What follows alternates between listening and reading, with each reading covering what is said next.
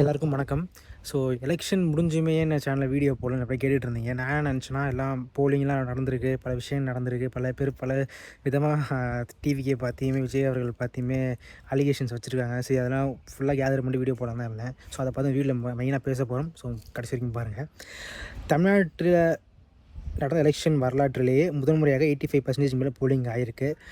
Plus after எஸ்ஆருக்கு அப்புறம் இவ்வளோ ஆயிருக்கு.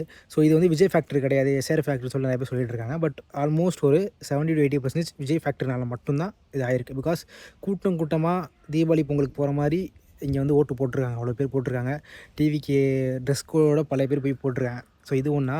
இன்னொரு விஷயம்னு பார்த்தீங்கன்னா, இந்த விஜய் அவர்கள் ஓட்டு போட்டிருப்பாங்க விசி சின்னத்தில். ஸோ அவங்க எல்லாருமே ஒரு டேர்ம் பண்ண ஆரம்பிச்சிட்டாங்க. இந்த வாடகை வாய்கள் இருக்காங்கல்ல, டிபேட்ஸ்லேயும் உட்காந்துக்கிட்டு சோஷியல் மீடியாலேயும் உட்காந்துட்டு பேசுவாங்கல்ல. ஸோ அவங்க தான் என்ன அப்படின்னா, விஜய் வந்து குழந்தைங்கள எல்லாரையுமே கன்வின்ஸ் பண்ணி அவங்க அப்பா அம்மா வந்து விசில் சின்னதுக்கு ஓட்டு போட சொல்கிறாரு அப்படின்னு சொல்லி விஜய் மேலே இப்போ ஒருத்தர் கேஸ் கொடுத்துருக்காரு. இது ஒரு பெரிய காமெடி.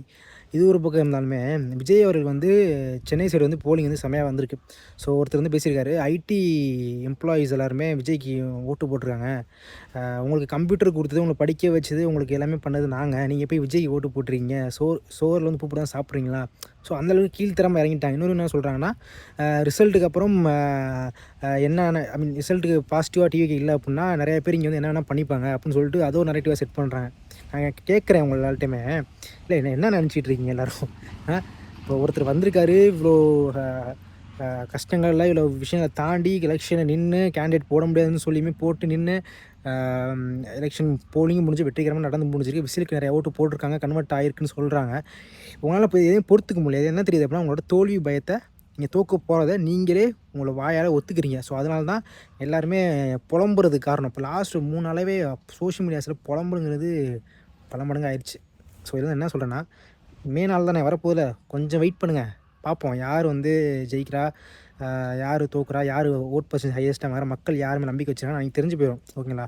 இல்லை யார் ஜெயித்தாலும் யார் தோற்றாலும்.